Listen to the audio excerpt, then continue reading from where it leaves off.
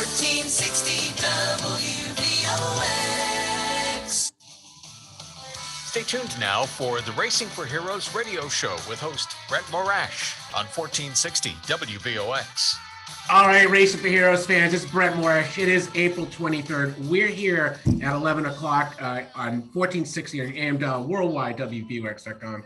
And today we're so excited to talk to a number of guests. Our first one is going to be Stacey Buckner from Off-Road Outreach, although she does way more than just that, including Veggies for the Vets program. Our second guest will be returning Glyn Nott, a late model driver from up in Canada.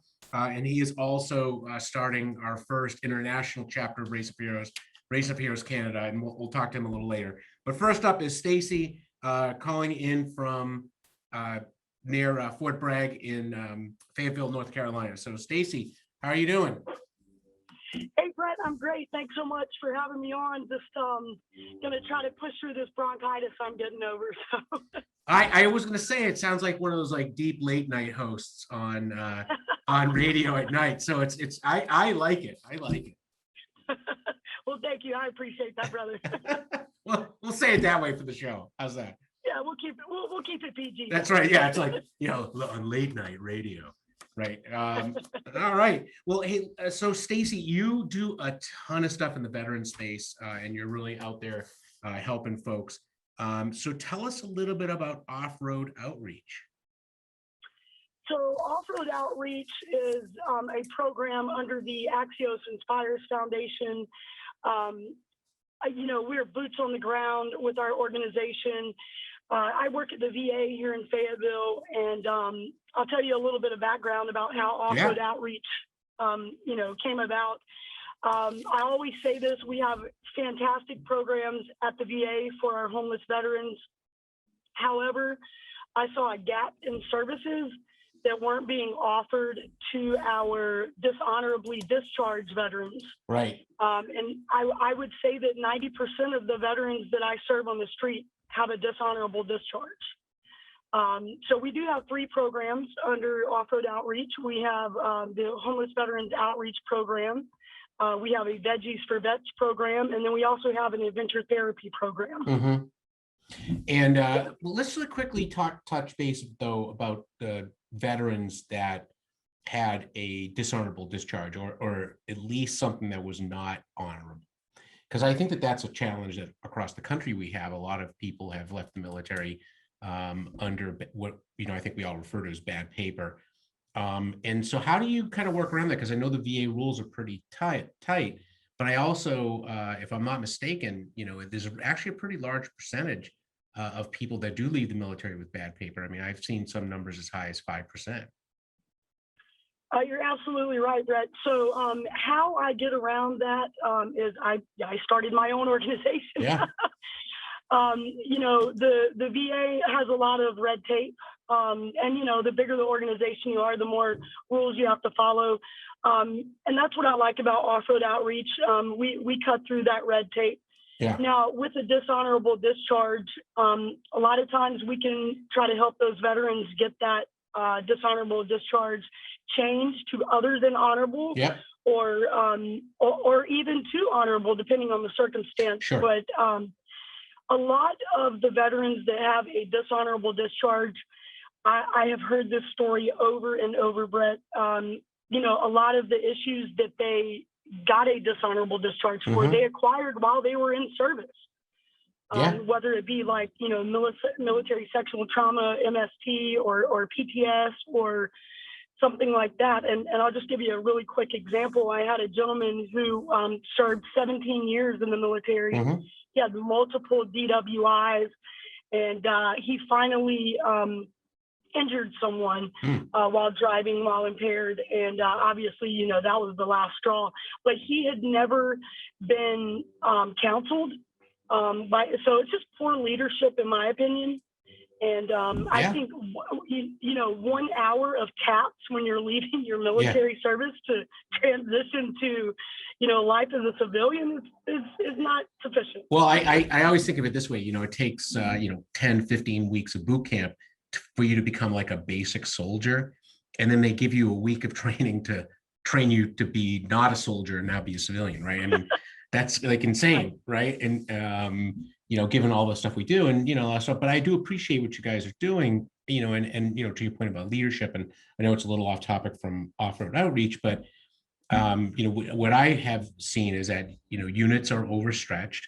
They're talking about like operational stuff, and might have a soldier, sailor, airman, marine that are not doing what they're supposed to be doing, and a lot of times it's just easier to kick them out than to really give them the help they need.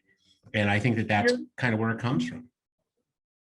You're right. And so it's a domino effect. One traumatic event in your life, getting a DWI, can cause a downward spiral. And that seems to be the theme on the streets with our homeless veterans. But aside from that, what we pride ourselves in, and with off-road outreach, is that we are boots on the ground. We are out in the community, giving hot showers right from our Jeep. Mm-hmm. We have a full kitchen on our Jeep, so we cook, we give fellowship. We want to hear your story. We want you to have accountability. We want you to have some responsibility. They know that we come out once a week, now during the pandemic, twice a week. Mm-hmm. So they look forward to seeing us, and not just to get supplies, but, to have someone checking in on them, that they matter. If I don't see you out receiving our services, I want to know where you've been, what you've been doing. Yeah, and I think that's especially critical, when you're dealing with the homeless population that is not only homeless, but like street homeless, where they're out there in a way like they're living in a tent or under a bridge abutment or something like that. And I would say even especially so in places like Fayetteville, which is a military city. And, people, as soon as they hear dishonorable discharge, they're like, whoa, wait a second, because that world is stacked against those folks. It is. And it's very unfortunate because, we have some great men and women who, if they could just get a hand up and get themselves off the street, they would be a productive member of society. Yeah.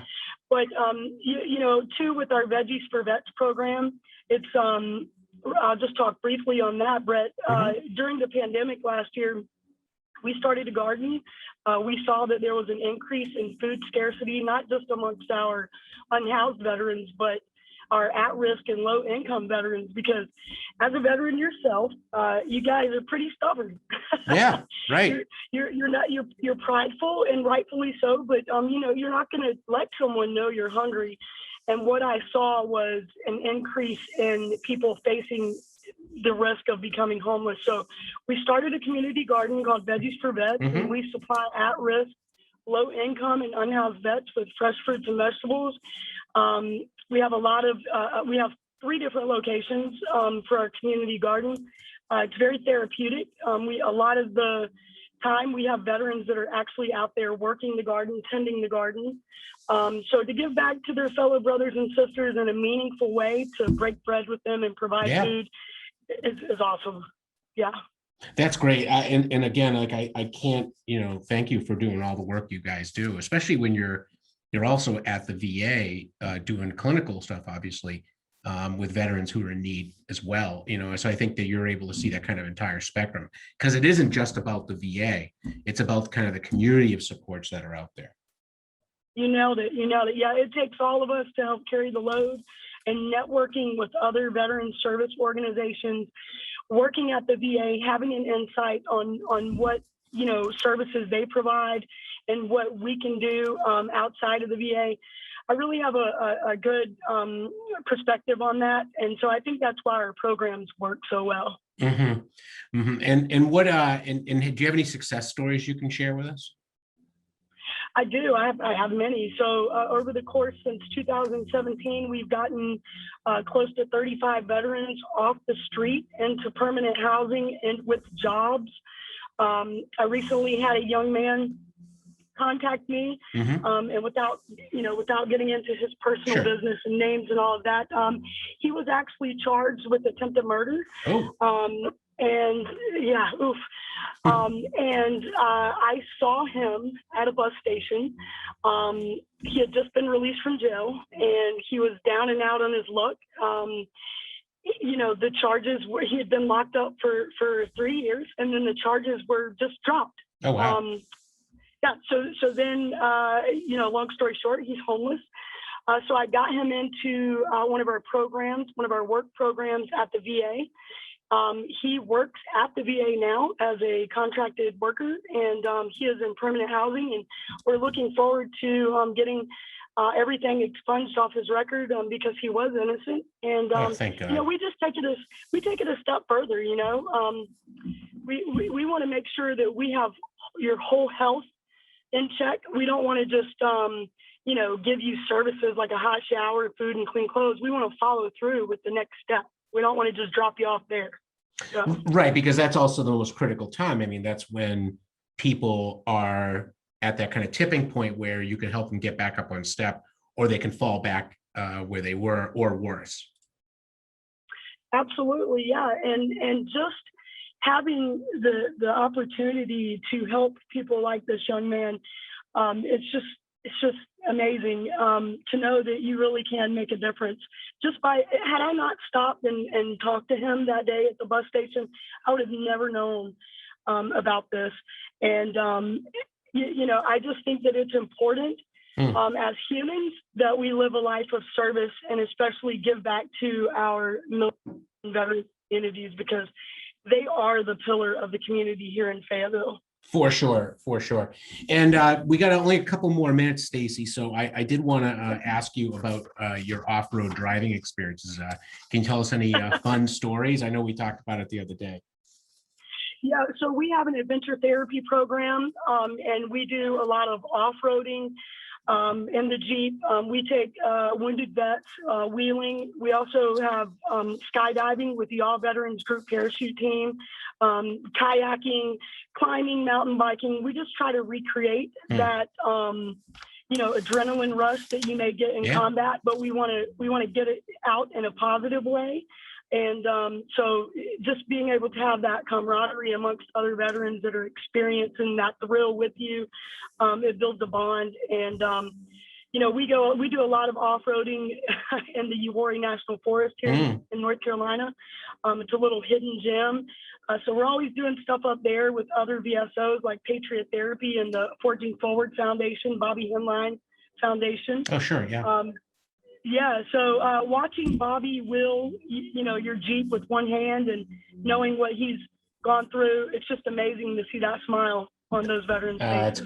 That's great. No, and listen, I appreciate what you do. And again, Stacey, I do want to thank you again. And looking forward to meeting you when I'm down in Fayetteville next go around.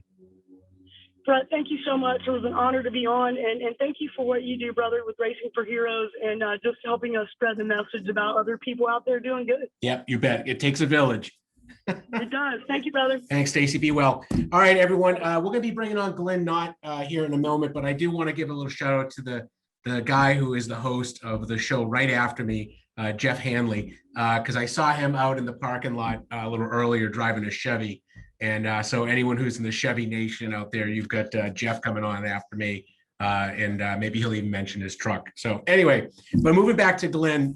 So Glyn is a Royal Canadian Air Force veteran, retiree, and has been in the late model dirt series for years now, and is in the process of setting up what will become the first Racing for Heroes international expansion with RFH Canada.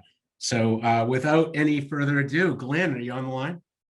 Yes, I am there, Brent. Thank you very much for having me on. Thanks so much. And listen, I'm so excited. I keep telling everyone that the Racing for Heroes Canada will have a Canadian flag with a beaver instead of the eagle, but I don't think that's right. I think you had a couple other mock-ups for that. Yeah, we didn't go with the beaver.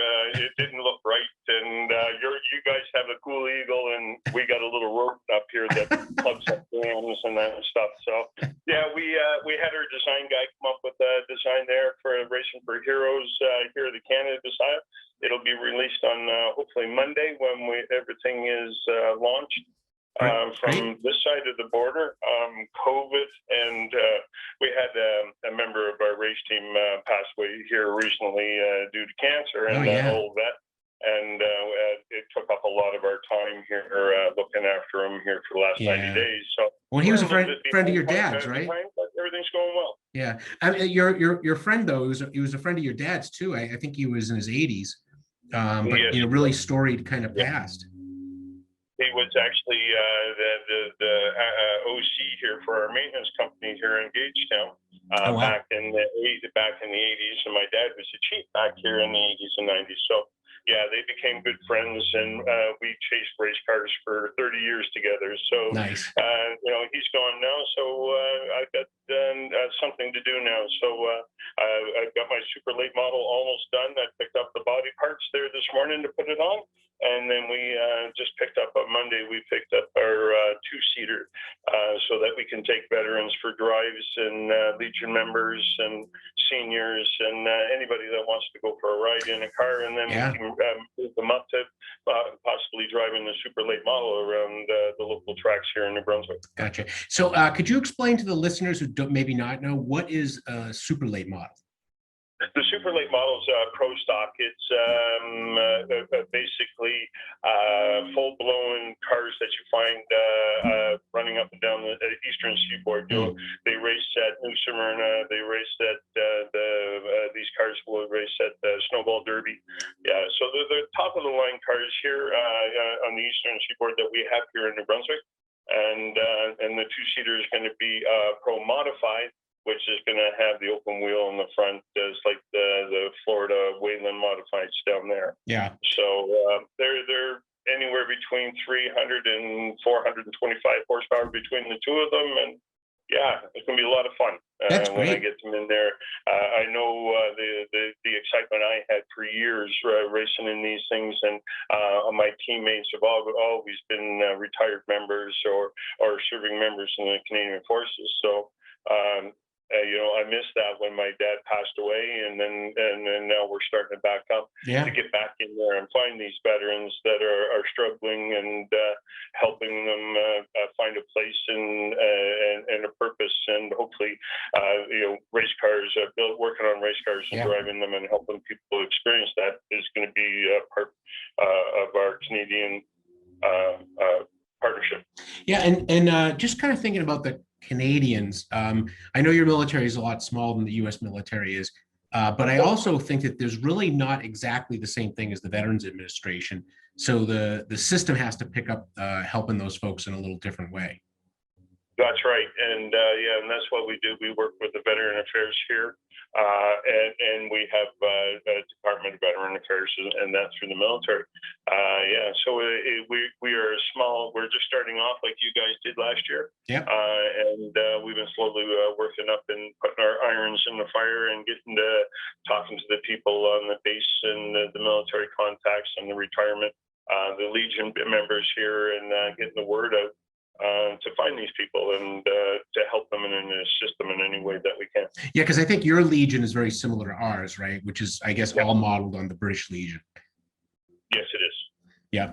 And so tell us about what's going on though with racing this year for Canada. I know last year we talked, it was a little tough with the COVID year, but we're kind of crawling our way out of that. How's it going up there? We're not doing very good right now. We are in full lockdown here in New Brunswick. Nova Scotia, the province beside us, is in lockdown. We had a spike or the third wave come through. Ontario, our provinces are locked down. The borders, stop flights coming in. Oh, wow. I do not know which way the large racing communities are going to go, but I'm still hoping that we can do our endeavor with a smaller group of 10 or 15 people. Whereas we had 110 teams last year when I was talking to you from Petty, right? That was a crazy amount of teams, and I don't think we'll see those numbers this year because the government will not allow it. We're trying to get vaccines, and so my prognosis on our racing, I don't think is going to be very good this year, but everybody is ramping up. All the racetracks, the cars are being built, the tracks are being painted, and they're putting new towers up. So everybody's going for it. We might have a little bit later start, maybe in July. But we're a little slow starting off here with the COVID. That's tough. I didn't realize that Canada was having a problem with access to the vaccines. Is that really what it is, or just rollout? What do you think? Yeah, we were slow to get the rollout until we didn't start until March. So we're actually 2.5 months behind you guys, and we're starting to try to catch up. But again, we're behind a little bit, and the cases and these new variants, and it seems to be a little bit more vicious than the first wave of when we got caught last year in March when we were down in Florida. So we just got to be vigilant and wash our hands, stay away from large groups, and we have all the PPE here, the face masks and shields and everything here in the shop. And of course the work on the cars, and we stay away from each other as much as we can. Yeah, and then of course, I mean, the size of the events is always tough with a race because you want fans in the crowd, and following that is always tough. So. For sure. Yeah, so tell us, I think one of the things that we talked about last year was like a cross-border race series. What currently, I mean, in a non-COVID year, does that scene look like up in like Maine and Vermont and the Maritimes? Oh, great. We do a lot of racing up into Maine and Vermont. They have the Granite State Post-Off Series. They have the Pass Series that comes up here to Canada, and some of those cars race with us. We go down to Oxford. They have a vintage series, and that. So we have a lot of good cross the border, and I'm hoping that we can meet maybe in Ontario with our NASCAR series that we have here in Canada. We have the Pinty's NASCAR series, which the guys run about 12 races. Again, it depends all on COVID, but I'm very good friends with the president, and that they're with Sherry Putnam, and that. So we'll get into contact her and maybe see if we can get together up there for a NASCAR race. No, that's great. I didn't even realize that NASCAR had a presence up there that's that big. I thought it was more just like exhibition type races. No, we run right across the country, right from BC, back. Well, they used to come to Nova Scotia, but they stopped this year or last year because of COVID and that. But now they go from Quebec right to BC. Oh wow! Okay. It used to be called CASCAR. Now it's called NASCAR Canada. Okay. Yeah, so there's 25 cars that run around. They do road courses in Toronto and Montreal and a lot of ovals out west. Well, I think this must be like how like NHL is trying to get in places in the southern part of the United States. And this is like kind of the South's pushback on that, trying to get up into Canada. Exactly. And they go down to North Carolina for their awards and everything, right? So it's hooked right up directly with NASCAR. Gotcha. And we're getting in the last few minutes of the show, Glyn. So anything else exciting going on up in the Canadian Dirt Series or anything like that? No, not other than that. We're back to the pavement on this one. There are these pavement tracks, but no, we're really excited about this. We got the 2 cars coming up. We got a car plan for next year. Maybe building a vintage car. Oh wow! And having the veterans drive it during the week or during the event. So we're really excited about that we're on this getting cars, sunshine, snow's going away. Other than yesterday, we had lots of snow. Today tomorrow it's supposed to be really nice and sunny. So we'll be back the racing weather tomorrow. And rollout for RFH Canada is next Monday. Is there a URL or anything you can give the listeners? No, we're just going to get the website and that all put up and get her started.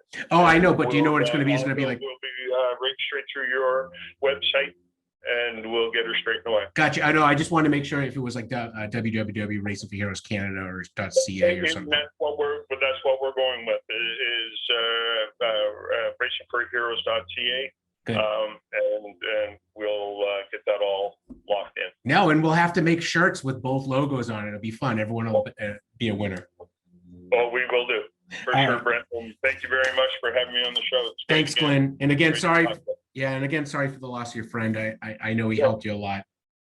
Yeah, it's great. Thank you very much, Brent. Great. All right, everyone. We are getting the last minute of our show here, but I did want to talk about Racing for Heroes. We have some events coming up over the next few weekends, and then some exciting stuff going out in Missouri. First is on May 8th, we have Gunning with Green Berets, which will be down at our headquarters in Alton, Virginia.